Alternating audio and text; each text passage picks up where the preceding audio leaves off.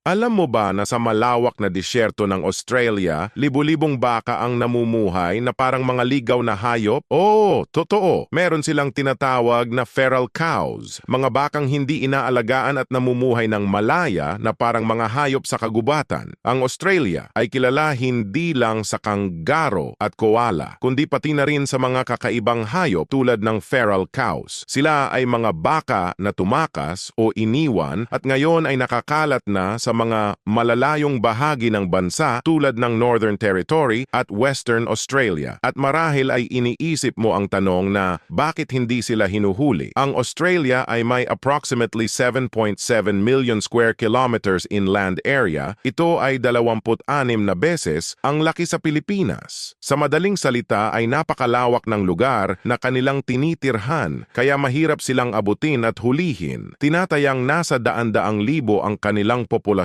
Malaki rin ang epekto nila sa kalikasan. Dahil sa sobrang dami, sila'y nagiging sanhi ng overgrazing at pagkasira ng mga natural na tirahan, pati na rin ng erosyon. Sa Pilipinas, hindi ito ang mangyayari. Sa dami ng tao rito, mahigit 113 milyon kumpara sa 26 na milyon sa Australia. Siguradong mahuhuli o mahahanap agad ang mga baka na ito at magiging ulam pa panigurado.